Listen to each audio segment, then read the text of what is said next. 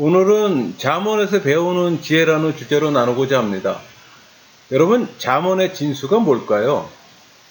무엇이 그토록 많은 이들의 마음을 끌까? 이런 생각해 본 적 없나요? 사람들의 일상의 결정과 행동에 영향을 주는 것은 바로 잠언의 실용성이라고 확신합니다. 잠언은 많은 이들의 마음을 사로잡는 그 메시지를 다양한 방식으로 외치고 있습니다. 바로 하나님의 지혜를 실행에 옮기라는 거예요. 잠언은 인생에 대한 약속이나 불변의 법칙을 써놓은 책은 아닙니다. 여러분, 잠언은 히브리 문학의 시 형태로 쓰여졌습니다. 그 1차 진수로 형태만 약간 바꿔 다시 한번 반복하는 그 교차대구법이 많이 나와요. 그러니까 우리 보통 키아진 구조라고 말하기도 하는데 대조를 통해 뜻을 부각시키는 겁니다.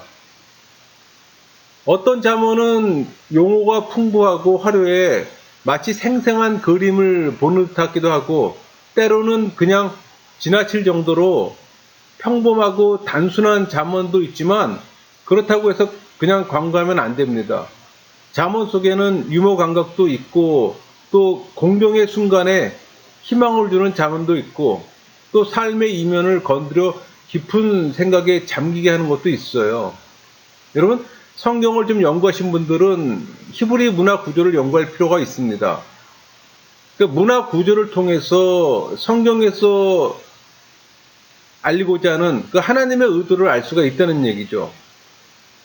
그러니까 성경을 암송하지 않아도 성경을 기억할 수가 있는 거예요. 그러니까 하나님께서 우리에게 구조화시켜서 알려줬다는 겁니다.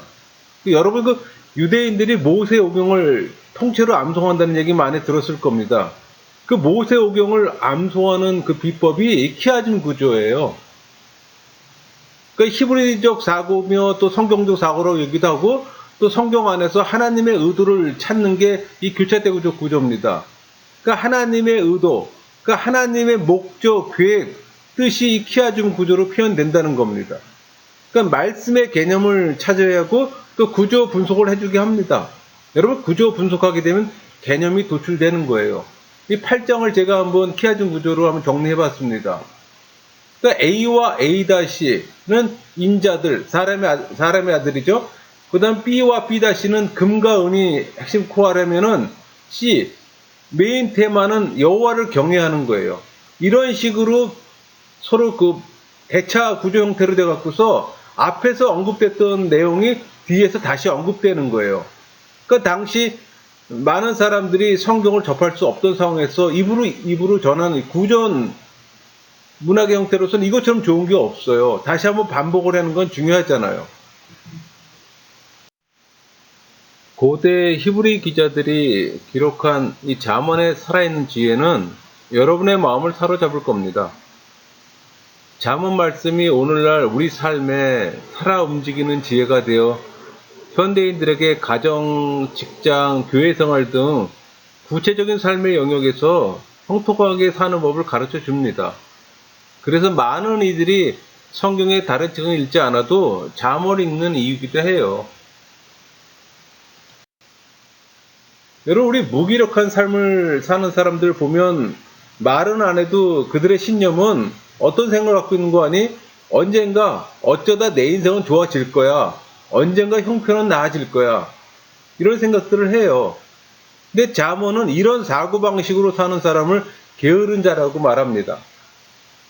잠언은 사람은 누구나 게으른 자가 될 위험이 있다고 전제한 뒤 무익하고 열매 없는 게으른 자의 길을 빠질 수 있는 경로를 단기적으로 보여줍니다. 그 대표적인 게 어떤 일을 미루는 것과 핑계를 대는 거예요. 지혜로운 삶의 주도권과 근면을 닮아야 할 영역을 우리 삶에서 한번 살펴보면은 첫 번째 영역은 성경에서 가장 친숙하고 사랑받는 단어인 사랑 화평입니다.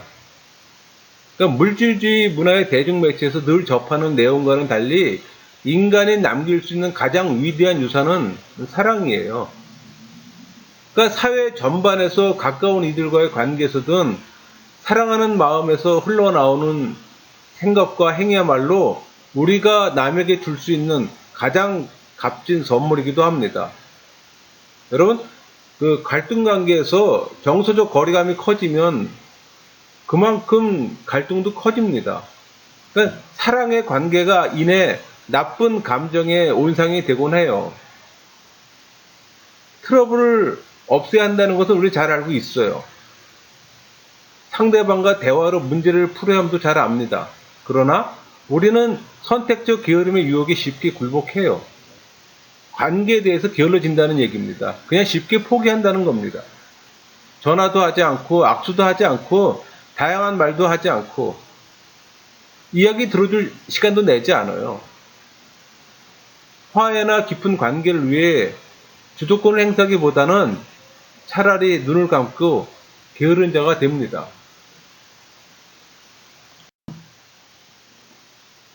두 번째로 생각해 볼 것은 일의 영역입니다.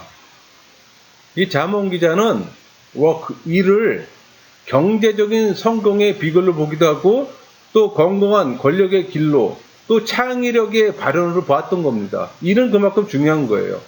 그러니까 여러분은 직장에서, 가정에서, 또 학교에서 마음을 다해 일을 하고 있습니까?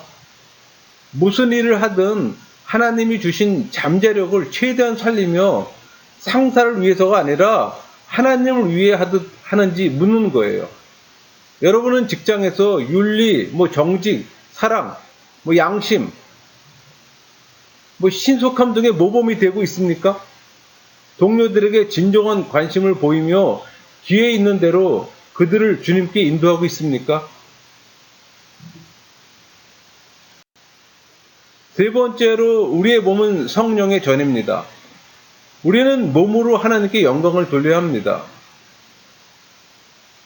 무슨 말인고 하니 우리 몸이 가는 장소, 우리 몸에 손을 대는 사람, 우리 몸을 돌보는 방식에 주의를 기해야 한다는 뜻이에요. 몸을 죄에서 멀리하고 몸을 학대하는 사람이나 상황에서 보호하며 또 신체 건강에 적극적으로 힘써야 한다는 뜻이기도 합니다. 우리 몸은 하나님의 최고 걸작품이 있잖아요. 그러니까 최고 걸작품이기 때문에 최고 품질의 연료를 사용하지 않으면 최상의 기능을 기대할 수가 없는 거예요. 그러니까 신체적, 정신적 힘과 더불어 자존감이 증진되어야 하나님과의 관계도 좋아진다는 겁니다. 네 번째 게을러질 수 있는 영역은 돈을 어떻게 다루냐 하는 겁니다. 적은 돈이라고 함부로 다룬 적은 없습니까? 아니, 돈이 많다고 또 함부로 써본 적은 없습니까? 여러분의 돈이 하나님께 또 자녀들에게 또 가난한 자들에게 또 교회 사역에 중요하다는 걸 잊지 마세요. 성령의 깨우침에 반응하세요. 하나님의 은혜를 구하세요. 그러면 하나님께서 지혜를 주실 겁니다. 또 은혜도 주실 겁니다. 여러분 주도권 행사와 관련해서 마지막으로 생각해 볼 것은 하나님과의 관계의 영역입니다. 그러니까 여러분은 하나님과의 관계는 딴전인 채 더 많은 돈을 벌기 위해 시간과 정력을 다 쏟지 않는지 한번 자신을 점검해 보세요. 어리석은 부자의 전철을 밟지 마세요. 하나님께 대하여 부여해지는 그 주도권을 여러분이 행사해야 합니다. 신앙생활을 막 시작한 사람이든 중간에 장애물을 만나 멈춘 사람이든 자신에게 필요한 다음 단계를 지금 작정하고 찾으세요. 그러니까 영적인 주도권을 갖는데 헌신하라는 얘기입니다. 그러면 영원히 사라지지 않는 보상을 받을 겁니다. 여러분, 우리는 선을 행하도록 지음받았어요. 그러니까 선을 행함으로 존재의 목적을 이루는 겁니다. 그러니까 인간의 숙명을 다하는 거예요. 그러니까 선행이 시간과 돈과 정력의 커다란 희생을 요구할 때도 있지만 친절한 눈빛, 따뜻한 말씨, 적절한 손길 같은 간단한 행동으로도 선행이 가능합니다. 간단한 것이든 거창한 것이든 중요한 점은 하나님의 형상대로 지음받은 우리에게 선행이 생활의 양식이 되어야 한다는 겁니다. 그럴 때 우리의 선행은 남들을 세워줄 뿐 아니라 우리의 영혼에도 힘이 되는 거예요. 여러분, 선행의 필수 조건으로 첫 번째 조건이 이 잠언 3장 27절입니다. 네 손이 선을 베풀 힘이 있거든 마땅히 받을 자에게 베풀기를 아끼지 말며. 또 두 번째 조건은 잠언 16장 26절이에요. 고되게 일하는 자는 식욕으로 말미암아 애쓰나니 이는 그의 입이 자기를 독촉함이니라. 여기서 나오는 원리는 수혜자의 일하고자 하는 욕구와 자립성을 저해하는 선행은 잘못 베풀어진 선행이라는 겁니다. 이는 책임감 있는 그 존재로서 인간 개발을 가로막고 건강하지 못한 의존심을 심어준다는 겁니다. 세 번째 조건은 누가복음 14장 12절에서 14절까지예요. 또 자기를 청한 자에게 이르시되 내가 점심이나 저녁이나 베풀거든 벗이나 형제나 친척이나 부한 이웃을 청하지 말라. 두렵건대 그 사람들이 너를 도로 청하여 내게 갚음이 될까 하노라. 잔치를 베풀거든 차라리 가난한 자들과 몸 불편한 자들과 저는 자들과 맹인들을 청하라. 그리하면 그들이 갚을 것이 없으므로 내게 복이 되리니 이는 의인의 부활 시에 네가 갚음을 받겠음이라 하시더라. 여기에서 예수님은 자기 만족을 위한 선행이나 보상을 바라는 선행을 지적하고 있는 겁니다. 여러분이 베풀 대상이 아닌 이들에게 선행을 잘못 베풀거나 또 건전치 못한 의욕심을 유발시키거나 또 자기 만족을 위해 호의를 베푸는 행위에 빠지지 않으려면 선행의 방법에 전략이 필요함을 성경은 분명히 가르치고 있어요. 그러니까 성경에 나오는 조건 외에도 우리는 분별할 수 있는 기술을 길러야 합니다. 또 선을 행할 때는 낙심할 수도 있어요. 또 우리가 필요한 견결 긋고 또 건강한 균형을 지키는데 전력해야 할 이유가 바로 거기에 있는 거예요. 그럴 때에만 죽는 날까지 하나님의 선의 신실한 통로가 될 수 있는 겁니다. 하나님의 선의 신실한 통로가 된다는 것은 진정 커다란 도전이지만 또 보상이 약속되는 목표이기도 해요. 여러분, 하나님의 계산법으로 볼 때 우리가 양로원에 외로우신 어르신들이나 빈민국에 굶주린 아이들, 또 부모의 이혼을 슬퍼하는 외로운 아이들, 그들에게 누구한테든 선을 행할 때마다 그것은 곧 그리스도 자신을 위해 하는 것이며 또 우리의 선행은 그분의 영혼 깊숙이 파고들어 천국의 기억은행에 영혼이 새겨지는 겁니다. 여러분, 우리 삶이라는 일에 관한 한 누구나 사용 가능한 필수 도구는 훈련이라고 잠언은 말합니다. 훈련 없이는 생산적이고 만족스러운 삶을 살 수가 없다고 얘기하는 거예요. 그러니까 우리는 훈련을 형통한 삶에 없어서는 안 되는 도구요, 또 목표 달성에 필요한 가장 위대한 자산으로 보는 법을 배워야 합니다. 하지만 도구를 사용하려면 먼저 그 도구를 알아야 해요. 그러면 지금부터 훈련을 분석해 훈련의 다양한 구성 요소를 한번 살펴보기로 합니다.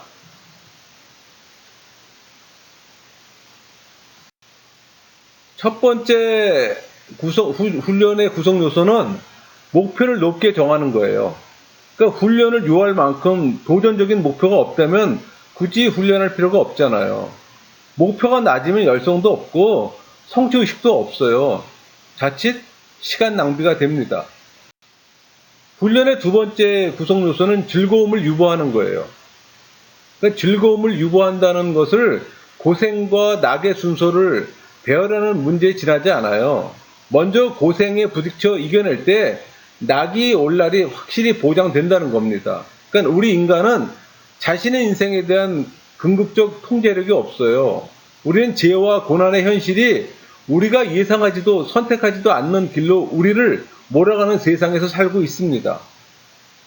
그럼에도 즐거움을 유보하는 것은 하나님 앞에서 책임감 있고 또 훌륭하게 살아가며 또 인생이 무슨 일이 닥쳐도 거기서 의미와 기쁨을 찾을 수 있도록 하는 최선의 길인 거예요. 이것은 인생의 모든 영역에서 예외 없이 적용됩니다. 여러분, 훈련의 세 번째 구성 요소는 성인에게 해당되는 잠언 말씀인 성적인 죄의 밀어남에서 찾을 수가 있습니다. 그러니까 이 부분은 성생활을 배경으로 하고 있지만 여기서 강조되는 훈련의 원리는 좀 더 광범위하게 적용될 수가 있습니다. 이 세 번째 구성 요소를 사전 결정의 원리라고 보통 얘기합니다. 그러니까 잠언의 첫 몇 장에는 한 가지 주제가 구구절절 그 방식만 다르게 표현되어 있는데, 곧 성적인 죄를 면하려면 미리부터 성적 유혹을 피하기로 작정해야 한다는 겁니다. 여러분, 우리는 다 내적으로 갖가지 부정적인 죄의 성향을 안고 있어요. 또 외적으로는 도덕에 무너진 세상의 집요한 그 유혹에 노출되어 있기도 합니다. 누구나 자기만의 연약한 부분을 갖고 씨름할 수밖에 없어요. 그럼에도 불구하고 아직 생각이 맑을 때 미리 중요한 결단들을 내려 둘 만큼 훈련만 잘 돼 있다면 순결한 삶은 결코 불가능한 것이 아니라는 겁니다. 훈련의 네 번째 구성 요소는 작은 축제예요. 그러니까 장기적으로 훈련된 삶을 살아가려면 생활 속에 작은 축제들이 있어야 하잖아요. 그러니까 예수님은 이 땅에서 사실 때 질서 있게 생활하시면서도 또 한편으로는 산길을 오르고 또 여행을 하시며 또 결혼잔치나 느긋한 저녁 파티 참석하고 여러의 모습이 한껏 어우러진 삶의 모범을 보여주셨습니다. 그러니까 인생의 중대사에는 친히 훈련이 필요함을 아시면서도 자유와 즐거움과 경쾌한 마음과 기쁨을 맛보게해줄 활동이나 만남도 필요함을 아셨던 거예요. 그래서 그러한 균형을 유지하며 사셨고, 또 우리에게도 그와 비슷하게 한편으로는 훈련과 근면함이 있지만 다른 한편으로는 사이사이 기분을 밝게 하고 또 삶을 감미롭게 하는 작은 축제가 있는 삶을 살라고 말씀하셨던 겁니다. 여러분, 그 정직한 언어 생활에 헌신할 준비가 된 사람들을 위해서 잠언은 거짓말에서 진실로 옮겨가는 과정에 필요한 그 실제적인 방법들이 많이 나와 있습니다. 그 대표적인 게 말을 적게 하는 거예요. 그러니까 저는 그 진실한 언어 생활에 관한 한 말하는 횟수가 적을수록 양심이 깨끗해진다는 사실을 실생활에서 터득했습니다. 그러니까 말이 적을수록 과장도 적어요. 말이 적을수록 후회하는 말도 적습니다. 또 말이 적을수록 못 지킬 약속도 적어져요. 여러분도 마찬가지일 겁니다. 그러나 진실을 말하는 데는 다른 측면이 있어요. 물론 우리는 불필요한 말을 삼가고 모든 말의 진실성을 엄격히 따져야 하지만 필요시에는 입을 다물어야 합니다. 그러나 동시에 진실한 말이 요구되는 상황일 때는 자신에게 돌아올 대가가 아무리 크다 해도 이를 생각하지 말고 주저없이 숨김없이 진실을 밝혀야 합니다. 잠언 3장 3절을 볼까요? 인자와 진리가 내게서 떠나지 말게 하고 그것을 내 목에 매며 내 마음판에 새기라.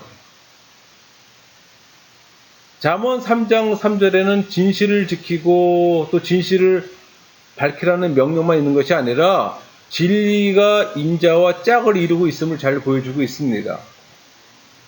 말씀을 마음판에 새기고 목에 두르되 그때 새길 낱말이 하나가 아니라 둘이라는 사실을 지금 잠언 기자는 힘주어 말하고 있어요.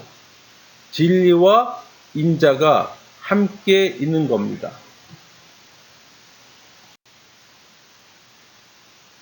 에베소 4장 15절 볼까요? 오직 사랑 안에서 참된 것을 하여 범사에 그에게까지 자랄지라. 그는 머리니 곧 그리스도라. 이 4장 15절 말씀에 따르면 그리스도를 닮기 위해서는 사랑 안에서 참된 것을 말하는 기술을 배워야 합니다. 진리와 인자, 진리와 사랑, 또 진리와 은혜를 말하는 구절도 있어요. 이렇게 진리의 인자, 사랑, 은혜가 잘 조화를 이룰 때 우리의 말은 변화의 힘을 갖게 되는 겁니다. 인생의 동행에 대해 잠언은 몇 가지 경고의 말을 합니다. 잠언 13장 20절 볼까요? 지혜로운 자와 동행하면 지혜를 얻고 미련한 자와 사귀면 해를 받느니라. 이것은 사람을 잘 선택하면 긍정적인 방향으로 성장할 기회가 커진다는 말입니다. 그러니까 건전한 판단력을 기르고 싶거든 현명한 결정을 잘 내리는 사람을 선택해야 합니다. 또 신념을 키우려거든 신념을 굳게 지키는 사람을 찾고 배워야 합니다. 하나님과 더 가까이 동행하고 싶거든 영적 훈련에 우선순위를 두는 이들의 영향권 안에 있어야 합니다. 여러분, 사람을 올바로 선택한다는 것은 자신의 발전을 위해 하나의 팀을 구성하는 것과 같아요. 이는 그 바른 길로 진보하려는 노력에 큰 힘이 될 겁니다. 하지만 그 반대의 경우 또한 사실이에요. 미련한 사람은 우리를 파멸시킬 수도 있습니다. 이제 각 특성을 좀 더 자세히 한번 살펴보기로 하죠. 13장 20절 볼까요? 지혜로운 자와 동행하면 지혜를 얻고 미련한 자와 사귀면 해를 받느니라. 여러분, 이 말씀은 교만한 눈을 가진 자와 가까운 관계를 맺는 것을 피하라는 겁니다. 또 피해야 할 사람은 거짓된 혀를 가진 자예요. 그러니까 진실하지 못한 사람과 상처받지 않으면서 가까이 지낸다는 것은 거의 불가능합니다. 그런 사람을 택하면 언젠가는 속임을 당하든지 배반을 당해 대가를 치르게 되어 있답니다. 또 실제 그런 일들이 종종 있고, 더 불행한 것은 진실을 경솔히 대하는 자와 동행하면 우리도 그런 사람이 될 소지가 크다는 겁니다. 다음으로 조심해야 할 사람은 그의 손으로 무죄한 자의 피를 흘리는 자입니다. 피를 흘린다니까 칼로 찌르고 그런 게 아니죠. 본문이 말하는 그 원리의 적용 영역은 육체적인 피 흘림보다 더 넓어요, 여러분. 그러니까 무지한 자들을 짓밟을 수 있는 길은 너무나 많습니다. 그것은 강한 사람이 약하고 무력한 자에게 악한 영향을 가할 때마다 생길 수 있다는 겁니다. 하나님은 그런 일을 언제나 미워하세요. 그런 사람과 같이 다니면 언젠가 나도 그 사람의 무신경과 권력 남용의 피해자가 될 것은 뻔한 겁니다. 더 심한 것은 그들이 생각하고 말하고 행동하는 방식이 나한테도 옮겨지기 시작한다는 겁니다. 다음으로 피할 사람은 거짓을 말하는 망령된 증인입니다. 이는 언뜻 보기에는 거짓된 혀를 가진 자에 대한 두 번째 경고와 비슷하기도 해요. 그러나 여기서 경계의 대상이 되는 것은 거짓말 중에서도 특히 중상모략하는 혀입니다. 제3자에 대해 불리한 정보를 흘리는데 빠르거나 민감한 사실에 대해 비밀을 지키지 못하는 사람을 보고도 오동길로 되돌아가야 합니다. 끝으로 우리의 성장에 제외시켜야 할 사람은 형제 사이를 이간하는 자예요. 우리 잠언 16장 28절을 볼까요? 패역한 자는 다툼을 일으키고 말쟁이는 침한 것을 이간하느니라. 이 잠언 16장 28절에 이 패역한 자는 다툼을 일으키고라고 표현하고 있습니다. 잠언은 그런 사람을 패역한 자, 즉 악한 자라고 말해요. 그러니까 잘못된 길을 가기로 작정한 자라는 겁니다. 그러니까 다툼을 일으키는 사람 대신 용서하는 마음, 화평케 하는 마음을 갈등을 신속하게 해결하기 위해 힘쓰는 사람을 찾아야 합니다. 어느 관계든 갈등이란 불가피해요. 다만 관련된 당사자들이 성령의 내적 도전에 순종할 뜻만 있다면 갈등은 개인의 성장과 서로의 깊은 연합에 좋은 계기가 될 수도 있어요. 그러니까 겸손한 영혼, 정직한 말, 섬기는 손, 청결한 마음, 듣는 귀, 화해의 심령을 지닌 소수의 무리에 둘러싸여 있다면 얼마나 좋겠습니까? 그런 사람들과 인생을 함께 걷는다면 더더욱 좋은 거죠. 여러분, 아직 결혼하지 않았거나 결혼을 앞둔 부모라면 관심을 갖고 들을 내용입니다. 대부분의 생각과는 반대로 성공적인 결혼에 대해 연구하는 사람들이 내린 결론은 장기적으로 볼 때 성공하는 관계의 가장 큰 변수는 유사성이라는 겁니다. 요컨대 중요한 부분에서 다수의 유사점이 있어야 한다는 겁니다. 우리는 반대 유행에 끌린다는 얘기를 자주 들어왔어요. 여러분, 반대 유형이 서로 끌리는 것은 사실입니다. 연구에 따르면 초기에 서로 끌리던 이 점이 나중에 가서는 오히려 서로를 서로 밀어내는 경우가 많다고 합니다. 그러니까 부부 간의 성격 차이가 반드시 나쁘다는 말은 아니에요. 그러나 중요한 부분에 유사성을 기초로 하지 않고 차이점과 반대되는 면에 매력에 입각한 결혼은 10중 8구 문제에 빠지게 되어 있다는 겁니다. 이 점을 염두에 두면서 두 남녀가 식장에 함께 서기로 결정하기 전에 확립해야 할 참으로 중요한 유사성의 영역을 5가지로 한번 제시해 보겠습니다. 여러분, 부부가 공유해야 할 첫 번째 가장 중요한 영역은 하나님과의 관계에 관한 거예요. 자, 한번 19장 23절 볼까요? 여호와를 경외하는 것은 사람으로 생명에 이르게 하는 것이라. 경외하는 자는 족하게 지내고 재앙을 당하지 아니하느니라. 하나님을 아는 것이 생명에 이르게 하는 것이라면 이야말로 행복한 부부관계의 중요한 열쇠요. 또 부부가 반드시 공유해야 할 사항이라는 결론이 나옵니다. 부부가 하나님과 성경 안에서 공동의 보배, 삶의 공동 청사진, 공동의 가치관, 또 어려울 때 공동의 힘을 갖는 것 등은 필히 공유할 것들입니다. 두 번째 공유할 영역은 성품이에요. 온전한 성품. 이 온전한 성품은 사람을 바른 길로 인도해서 결국 보상을 얻고 또 하나님께 영광 돌리게 하지만 속이는 언행은 사람을 패망으로 이끕니다. 이것이 배우자 선택에 주는 의미는 자명합니다. 어떻게 감히 성실하지 못한 사람과 만족스러운 결혼을 꿈꿀 수 있겠느냐는 거예요. 하나님과 다른 사람 앞에서 성실하게 살려는 자라면 바로 그 목표를 공유하는 사람과 결혼해야 합니다. 이것이 성품의 공유예요.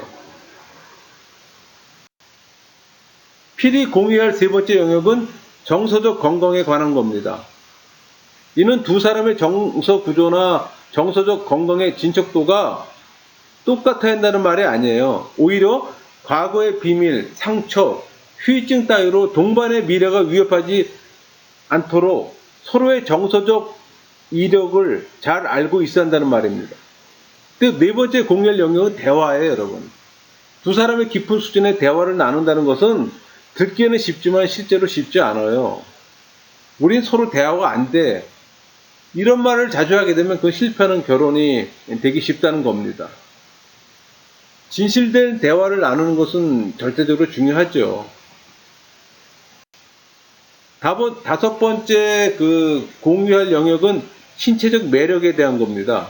그러니까 하나님은 인간 개개인을 특정 대상에게 강한 매력을 느낄 수 있도록 지으셨어요. 그 강한 매력이 연애 기간에 성적인 자제를 어렵게 하는 것도 사실이지만 성경은 혼전 성관계를 금하고 있으니 또 이 점에 대해서 실수하지 않기를 바랍니다. 나중에 그만큼 보상이 있어요. 많은 부부들이 매력 요인을 결혼 생활 가운데 어려운 시기를 통과할 때 도움이 되도록 하나님이 주신 선물이라고 저는 확신하고 있습니다.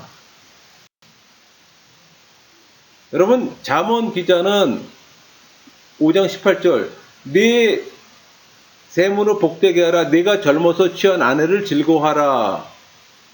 네가 젊어서 취한 아내를 즐거워하라고 지금 말하고 있습니다. 이 말에 견고한 부부관계의 첫 번째 조건이 나와 있는 거예요. 바로 결혼의 영속성입니다. 결혼이란 가정 형성의 주춧돌이잖아요. 그러므로 사회 기초 단위인 가정을 굳건히 하는 유일한 길은 영속적인 결혼을 확립하고 유지하는 거예요. 그러니까 잠언 기자가 알고 있는 유일한 결혼은 평생을 해로하는 결혼입니다. 그러니까 젊어서 취한 배우자를 즐거워하세요. 한번 결혼하면 끝까지 지키세요. 타협점을 찾으세요. 또 남의 도움을 받으세요. 금식하고 기도하며 재도전하세요. 무슨 일이 있든 사력을 다해 결혼을 지키세요. 부부관계가 최대한 좋게 하는 것도 필요합니다. 다른 길이 없어요. 견고한 부부관계는 든든한 가정의 열쇠입니다. 여러분, 자녀 이야기로 들어가기 전에 우선 잠언에서 그 견관, 결혼의 천적 중에 하나로 꼽는 문제를 짚고 넘어갈 것이 바로 간음죄예요. 잠언 기자는 간음하는 자는 누구나 무지한 자로 알 수 있을 만큼 간음이란 철저히 파괴된 행위라고 말합니다. 6장 32절 보세요. 여인과 간음하는 자는 무지한 자라. 이것을 행하는 자는 자기의 영혼을 망하게 하며. 무지한 자라고 얘기하잖아요.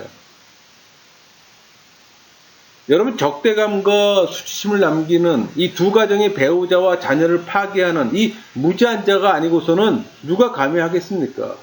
말도 안 되는 일이니 하지 말라고 지금 잠언은 말하고 있는 거예요. 잠언 24장 25절 볼까요?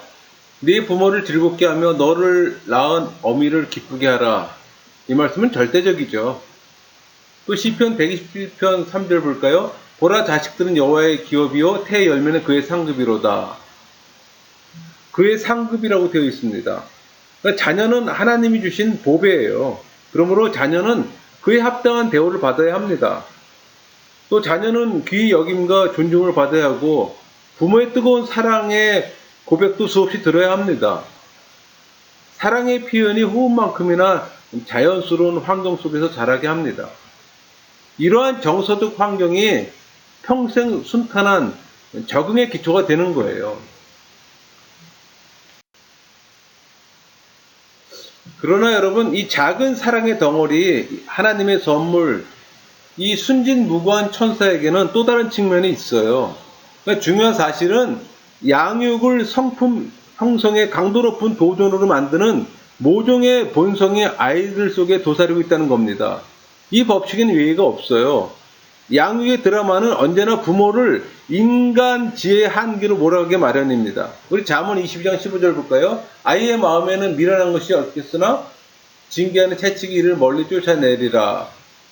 어떤 형태든 훈계란 폭력 행사나 화풀이가 되어서는 안 되지만 부모는 처벌도 일종의 사랑이요, 징계하지 않는 부모는 오히려 자녀를 망칠 수 있다는 점을 지금 명시하고 있습니다. 자녀에게 꼭 필요한 훈계를 하지 않는 것은 뒷전에 앉아 자녀가 파멸로 치닫는 걸 보고만 있는 거랑 동일하다는 겁니다. 또 징계와 처벌의 다양한 형태, 회초리나 훈시, 격리, 보상, 박탈 이런 것들. 그러니까 자세히 다룰 수는 없지만 중요한 것은 부모가 자기 집안에 맞는 방법을 찾아내야 한다는 겁니다. 잠언 20장 6절 볼까요? 마땅히 행할 길을 아이에게 가르치라. 그리하면 늙어도 그것을 떠나지 아니하리라. 이 말씀은 두 가지 차원에서 이해할 수 있는데, 하나는 자녀 양육에 대한 일반적인 진리로 자녀가 어릴 때 부모가 길러주는 습관이 결국 아이의 삶에 뿌리를 내려 아이 것이 된다는 사실입니다. 예컨대 진실한 말, 동정심, 친절, 타인 존중, 근면, 책임 이런 걸 가르치면 언젠가는 아이가 그런 가치관을 자기 것으로 내면한다는 거예요. 마찬가지로 아이들에게 그들을 사랑하시는 하나님이 계시고 또 그들 죄값을 치르시고 삶을 인도해 주시길 원하시는 주님이 계시다는 것도 깨닫게 주면 대개는 그 영적 유산을 자기 것으로 삼는다는 겁니다. 여러분, 자녀 양육의 도전에 직면한 모든 이들이 잊지 말할 것은 하나님의 도움이 언제나 예비되어 있다는 사실입니다. 창세로부터 지혜롭고 사랑 많으신 우리 아버지 되신 그분은 기꺼이 우리를 이끄사 든든한 가정을 세우는데 그 필요한 사랑과 지혜를 채워주실 겁니다.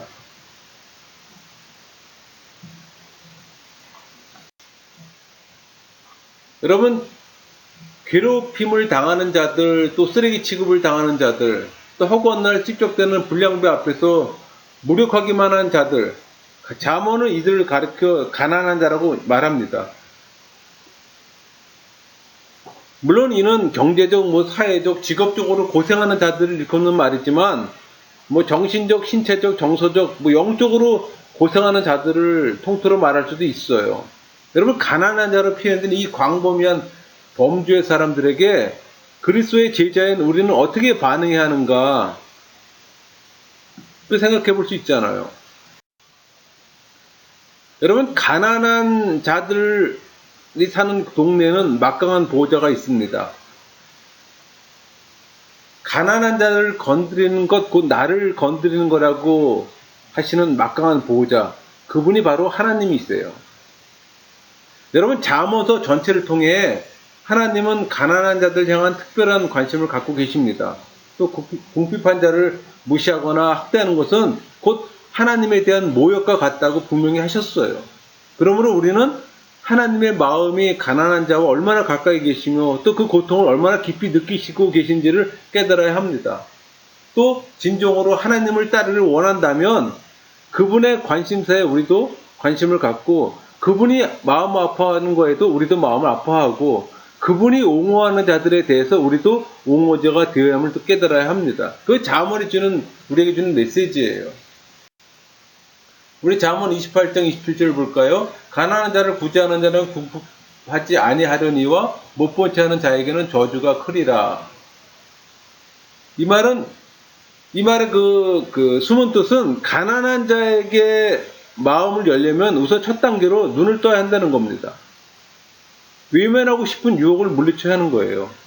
두 번째는 눈이 뜨면은 당연히 마음이 동정심의 씨앗으로 부풀기 시작합니다. 또 그 씨앗이 자라려면 실제 봉사 행위를 통해 직접 가난한 자를 접해야 하는 겁니다. 여러분, 가난한 자와 직접 사랑의 관계를 맺는 거예요. 일단 나눔과 봉사에 눈을 뜨고 손을 내밀게 되면 자연히 마음이 넓어지기 마련입니다. 하지만 궁핍한 자들과 직접 관계를 맺는 것보다 동정심 함양에 더 좋은 길은 없습니다.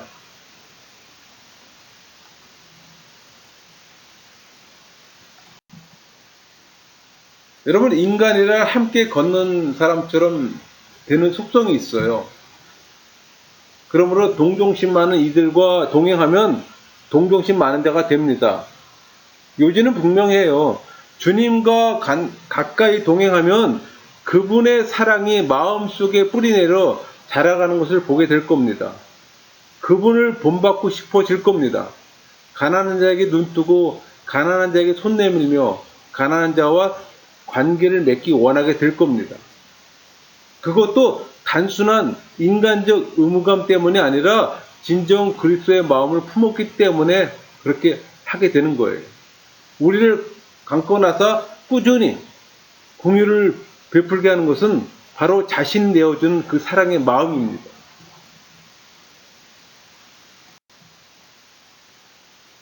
너는 마음을 다해 여호와를 의뢰하고 네 명체를 의지하지 말라. 잠언 기자는 얘기하고 있어요.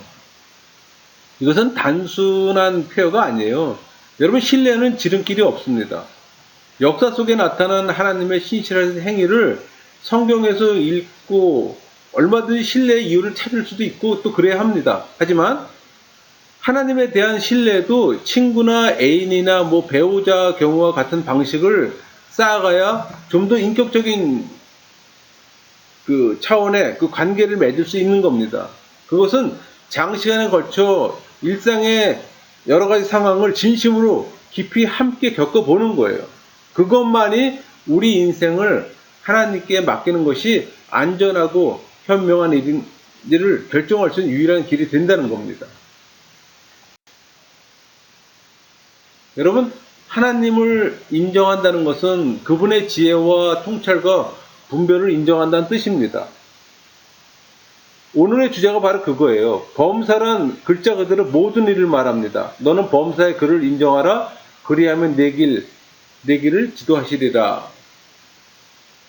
어떤 영역이든 하나님의 지혜와 통찰과 분별의 도움 없이 사는 삶은 결국에는 반드시 문제가 터지게 되어 있습니다. 여러분, 출입금지 팻말을 붙여놓고 하나님을 못 들어오게 하는 그 부분마다 삶의 질은 떨어지는 거예요. 또 주변 사람들을 위험하게 그것은 또 뻔한 겁니다.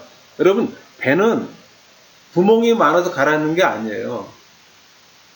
단 한 개의 구멍만으로 충분합니다. 구멍도 클 필요가 없어요. 작은 구멍 하나만 있으면 배는 가라앉게 돼 있어요. 모든 것을 어렵게 배워야 직성이 풀리는 일들이 많아요. 하지만 무수히 많은 사람들이 앞서 배웠던 사실, 즉 하나님의 인도와 지혜에 맡겨드리지 않는 삶은 결국은 중대한 좌절과 상처와 고통의 뿌리가 된다는 사실만 바로 알면 자기도 문제에 빠지지 않을 것이고 남을 괴롭히는 일도 아마 없을 겁니다. 그러니까 잠언 기자는 그러한 위험을 자초하지 말라고 권면해요. 범사의 삶의 모든 부분에 하나님을 인정한다면 문제의 위험을 크게 줄일 수 있어요. 이것은 배를 침몰시키는 단 한 개의 구멍을 떼우는 것과 같습니다. 그렇다면 지금이라도 하나님께 내어드리면 어떨까요? 출입금지 팻말을 치우고 하나님을 안으로 모시세요. 저는 그 결정을 후회하는 사람을 본 적이 없습니다. 행동은 여러분이 해야 합니다. 저는 적극적으로 권할 뿐이에요. 하나님은 우리 각자에 대해 계획과 장래와 소망을 갖고 계세요. 한 사람 한 사람 이름이 붙여져 있어요. 하나님은 문제나 고통이 없는 삶을 약속하신 적은 없지만 놓치기 아까운 참 좋은 인생은 분명히 약속하셨어요. 그러나 그 삶은 그분의 인도와 지시에 자신을 들이지 않는 한 결코 찾을 수가 없습니다. 하나님은 우리보다 우리를 더 잘 아세요. 우리의 능력과 한계를 알고 계세요. 우리가 피해야 할 함정을 정확히 알고 계시고 우리의 잠재력의 전모도 훤히 꿰고 있습니다. 또 우리를 향한 그분의 계획은 높아요. 그분은 우리 삶 속에서 그 완벽한 계획을 이루어가는 데 필요한 모든 도움을 베푸실 그 준비도 되어 있습니다. 우리가 그분께 나아가 온전히 의뢰하기만 하면 되는 거예요. 전적 의탁으로 보통 얘기를 하죠. 지금 여러분이 내디뎌야 할 믿음의 걸음이 어떤 것이든 꼭 그 걸음을 내딛기를 소망합니다. 하나님이 여러분의 인생을 위해 예비해 두신 것이 어떤 것인지 저는 모르지만 이것이 결코 놓치고 싶지 않은 모험인 것만큼은 확실합니다. 강의를 마치겠습니다.